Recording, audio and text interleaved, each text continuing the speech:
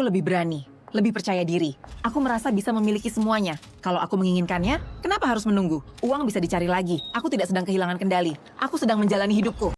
Aku tidak capek. Padahal semalam aku juga cuma tidur 2 jam. Tapi kepalaku penuh sekali dengan ide. Aku ingin membuat buku, membuka bisnis, membuat kelas, mengubah seluruh isi rumah. Besok aku akan mulai semuanya. Tidak. Kenapa harus besok? Aku bisa mulai malam ini. Aku merasa bisa melakukan apa saja. Aku merasa sangat bergairah, lebih cantik. Aku ingin lebih dekat, aku ingin kamu memperhatikanku sayang. Sayang sebentar ya. Kenapa sih? Kamu cuma memikirkan perasaanmu saja? Bukan begitu, aku cuma bingung. Sudah tidak bohongiku. Padahal aku sangat bersemangat. Aku akhirnya kembali. Ini versi terbaik diriku. Aku lebih berani, lebih percaya diri, lebih produktif. Mereka bilang aku harus tidur. Mereka bilang aku bicara terlalu cepat. Mereka tidak mengerti. Aku sedang merasa sangat hidup.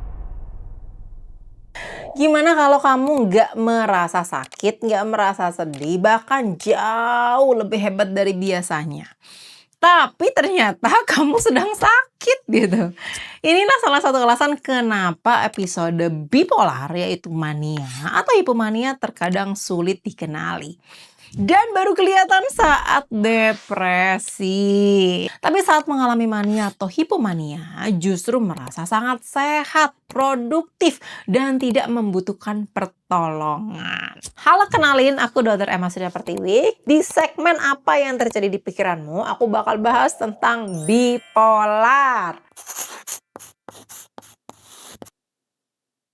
Banyak orang menggunakan istilah bipolar untuk menggambarkan seorang yang suasana hatinya cepat berubah. Pagi ketawa, siang marah, malam menangis, lalu langsung bilang kamu bipolar deh.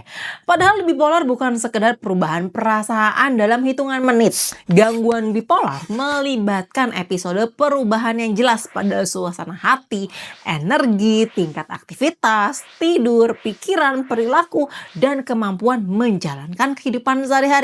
Episode tersebut biasanya berlangsung selama beberapa hari hingga beberapa minggu bahkan berbulan-bulan. Jadi kata kunci bipolar bukan hanya mood naik turun ya. Kata kuncinya adalah episode, energi, aktivitas, dan perubahan fungsi.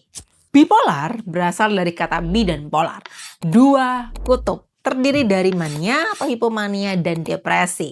Kita mulai dari mania. Episode mania adalah kondisi ketika suasana hati dan energi seseorang meningkat atau berubah secara sangat nyata dari kondisi biasanya. Orang tersebut bisa terlihat sangat bahagia dan bersemangat. Tapi mania nggak selalu bahagia ya. Pada sebagian orang, mania justru sering terlihat seperti sangat mudah tersinggung, cepat marah, gelisah, agresif, atau merasa semua orang sedang menghalangi dirinya.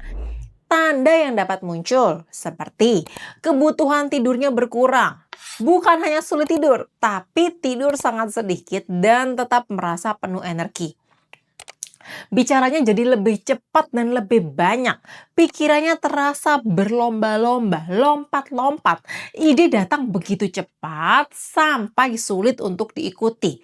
Perhatiannya mudah berpindah-pindah. Kepercayaan dirinya meningkat secara drastis dan tidak biasanya. Merasa punya kemampuan, kekuatan, atau pemahaman yang sangat besar.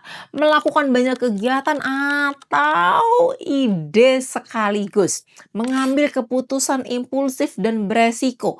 Misalnya, belanja besar-besaran, melakukan investasi tanpa pertimbangan, mengemudi berbahaya, terlibat dalam perilaku seksual beresiko, atau membuat keputusan penting secara mendadak. Nah, pada kondisi berat, seseorang juga dapat kehilangan kemampuan menilai realitas dengan baik dan mengalami gejala psikotik seperti waham atau halusinasi. Gejala mania bisa melibatkan perubahan nyata pada mood dan aktivitas dibandingkan dengan keadaan normal orang tersebut. Yang sangat rumit, mania tidak terlihat seperti orang sakit. Pada orang-orang yang terlihat lesu atau biasa aja gitu ya, tiba-tiba ia bisa menjadi sangat bersemangat, bangun lebih pagi, bisa mengerjakan banyak hal, berani berbicara, suka bermake up, super percaya diri, punya rencana luar biasa. Dari luar orang mungkin ngelihat dia, wah akhirnya sembuh, akhirnya produktif banget, bagus dong percaya dirinya meningkat, wow idenya brilian. Masalahnya bukan sekedar apakah orang itu punya energi super, tapi kita perlu melihat apakah energinya jauh meningkat dari biasanya. Apakah dia tidak tidur? Apakah cara bicaranya sulit dihentikan? Apakah pikirannya terasa melompat-lompat? Apakah dia mulai melakukan tindakan di luar kemampuannya, seperti belanja puluhan juta, investasi nggak masuk akal, tapi mulai merugikannya? Apakah keluarga mulai nggak bisa mengikuti kemauannya? Atau apakah fungsi dan penilaiannya terganggu? Jadi produktivitas yang sehat masih punya kemampuan untuk berhenti, beristirahat, dan mempertimbangkan resiko serta hal-hal buruk lainnya. Sedangkan dalam mania, seseorang merasa dirinya tidak membutuhkan tidur, tidak mungkin gagal, tidak perlu mendengarkan orang lain, dan pasti berhasil. Jadi masalahnya bukan sekedar orang itu terlalu bahagia atau punya energi produktif. Masalahnya adalah ketika perubahan tersebut menjadi sangat intens, tidak memperhatikan resiko dan konsekuensi dari perilakunya, dan mulai mengganggu keselamatan dirinya sendiri maupun orang lain. Selain mania, ada yang disebut hipomania.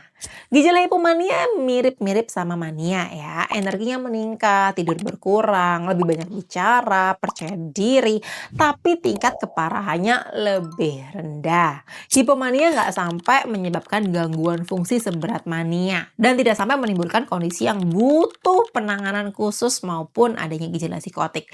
Namun bukan berarti hipomania ini nggak penting. Hipomania bisa terasa sangat menyenangkan seperti menggunakan obat ya. Jadi seseorang mungkin merasa, wah akhirnya aku punya percaya diri, lebih kreatif, lebih produktif. Karena terasa sangat menyenangkan, orang-orang itu tidak menganggapnya sebagai masalah. Bahkan yang sering menyadari pertama kali adalah pasangan, keluarga, ataupun teman terdekat. Mereka melihat bahwa orang tersebut bicaranya berbeda, penampilannya lebih menor, tidur lebih sedikit, atau menjadi terlalu impulsif dan berperilaku tidak seperti biasanya. Setelah punya energi super, tiba-tiba langsung drop dan habis. Itulah fase depresinya. Gejalanya, perasaan sedih, kosong, atau putus asa, kehilangan minat pada hal yang biasanya dia sukain, energinya sangat rendah, sulit terbangun atau pengen tidur terus, perubahan nafsu makan, sulit konsentrasi, merasa bersalah atau tidak berharga, gerakan tubuh terasa melambat atau sangat gelisah, serta muncul pikiran tentang keinginan untuk pergi selamanya dari bumi ini. Perubahannya nggak hanya terjadi pada perasaan aja ya, tapi juga pada energi, aktivitas, pikiran, tidur, dan kemampuan untuk berfungsi. Yang perlu dipahamin, seorang dengan bipolar tidak harus terus-menerus berganti dari bahagia menjadi sedih. Kadang di antara episode ada orang yang relatif stabil, jadi habis mania terus stabil, baru depresi, lalu hipomania, stabil, depresi. Karena itu sebagian orang awalnya datang ke tenaga kesehatan baru saat terjadi depresi. Namun riwayat mania dan hipomania belum langsung dikenali. Bipolar itu ada dua tipe ya, bipolar 1 dan bipolar 2. Pada bipolar 1, seseorang pernah terkena mania setidaknya 1 episode. Dan episode mania ini menjadi bagian utama dalam diagnosanya. Seringnya dia dibawa ke tenaga kesehatan ketika bener-bener nggak habis-habis energinya, bisa telanjang lari-lari, bisa marah-marah hebat gitu ya, baru dibawa ke psikiater.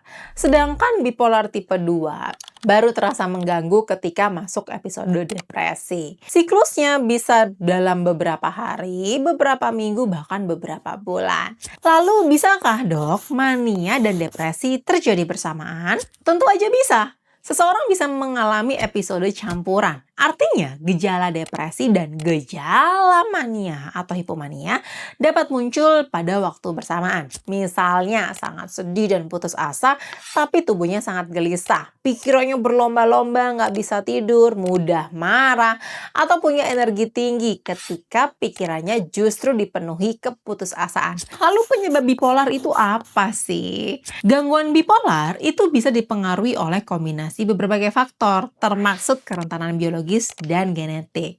Stres, perubahan rutinitas, kurang tidur, penggunaan zat tertentu, atau faktor lain dapat ikut mempengaruhi munculnya episode mania dan depresi pada sebagian orang. Namun, setiap orang bisa punya pencetus yang berbeda ya. Karena itu mengenali pola pribadi menjadi bagian penting dalam mencegah kekambuhan. Lalu gimana bipolar didiagnosa? Sayangnya diagnosa bipolar nggak bisa dibuat hanya karena seseorang merasa mudah marah, sering sedih, moodnya berubah, atau nggak pernah tidur. Tenaga profesional perlu melihat perubahan gejala secara menyeluruh. Jadi bukan hanya kondisi seseorang hari ini yang akan dinilai apakah pernah ada episode tertentu yang sangat meningkat, berapa lama episode tersebut berlangsung, bagaimana pola tidurnya, apakah ada perubahan bicara, perubahan aktivitas, perubahan pikiran, pengambilan keputusan, apakah perilakunya berbeda dari kondisi biasanya, apakah fungsi sekolah, pekerjaan, dan lain-lainnya terganggu, apakah ada penggunaan obat, alkohol, atau zat tertentu. Apakah dulu punya trauma masa kecil ataupun saudara orang tua yang punya kondisi serupa. Jadi semua informasi itu sangat diperlukan untuk mendiagnosa bipolar. Aku adalah mantan pasien bipolar ya. Jadi bipolar adalah kondisi yang bisa dikelola dengan penanganan yang tepat. Penanganannya bisa berupa obat yang diresepkan psikiatri, psikoterapi, menjaga pola tidur wajib banget. Karena dari pola tidur ini aku tahu kapan aku masuk depresi dan kapan masuk hipomania atau mania. Mengelola stres, menghindari zat yang bisa memicu kondisi seperti alkohol ataupun zat psikotropika lainnya, memantau tanda awal episode, memperhatikan kapan masuk mania, kapan masuk depresi. Gimana keluarga bisa membantu pasien bipolar? Pertama, jangan menyebut semua orang dengan bipolar. Ya, ketika seseorang marah jangan langsung bilang bipolarmu kambuh ya. Ketika dia sedih jangan langsung mengecilkan perasaannya dengan bilang itu kan cuma penyakitmu aja gara-gara masuk depresi. Orang bipolar tetap memiliki emosi seperti manusia biasa. Nggak semua rasa marah, sedih, bahagia, atau kecewa adalah gejala bipolar. Yang perlu diperhatikan adalah pola emosi yang jelas dari kondisi biasanya. Kedua, amati pola tidur dan perubahan perilaku. Kadang perubahan tidur menjadi salah satu tanda awal yang sangat mudah terlihat. Ketiga, hindari perdebatan panjang pada seseorang yang sedang mengalami gejala. Jangan pernah bilang, kamu gila ya, kamu lebay, kamu tuh ngerusak semuanya. Keempat, susun rencana saat kondisi sedang stabil. Ya, jangan susun rencana saat dia mania atau depresi. Percuma, karena otaknya sedang kurang baik. Jadi diskusikan siapa yang bisa dihubungi, dokter mana yang bisa menangani, tanda awal apa yang perlu diperhatikan, apa yang perlu dilakukan kalau mulai melakukan tindakan-tindakan berbahaya, bagaimana menjaga keamanannya, obat yang diminum, keputusan pentingnya seperti apa. Karena rencana mudah dibuat ketika kondisinya sedang stabil. Lalu kapan harus segera mencari pertolongan? Wajib banget langsung ke UGD atau RSC terdekat kalau tidak tidur selama beberapa hari sampai tidak terkendali emosinya. Mengambil keputusan yang bisa membahayakan diri sendiri atau orang lain. Mengalami halusinasi atau waham yang tidak sesuai realitas. Sangat agresif, berbicara terus-menerus tentang kematian. Punya rencana untuk menyakiti diri sendiri bahkan orang lain. Atau berada dalam keadaan yang benar-benar urgent gitu ya. Misalnya tiba-tiba dia langsung buka jendela, mau lompat gitu dari jendela, itu harus langsung dibawa ke UGD. Jangan ditunda-tunda gitu ya. Dalam kondisi seperti ini, jangan menunggu sampai suasana hatinya berubah sendiri. Karena bisa sangat-sangat riskan. Oke, jadi bipolar bukan sekedar berubah dari ketawa menjadi nangis ya. Bipolar adalah gangguan yang benar-benar mempengaruhi mood, energi, aktivitas, tidur, perilaku, dan kemampuan seseorang untuk menjalani hidup. Kalau kalian merasa video ini bermanfaat, tulis yuk di kolom komentar. Sekarang aku jadi lebih mengerti. Dan gangguan apa lagi nih yang mau kamu bahas yang terjadi dalam pikiranmu?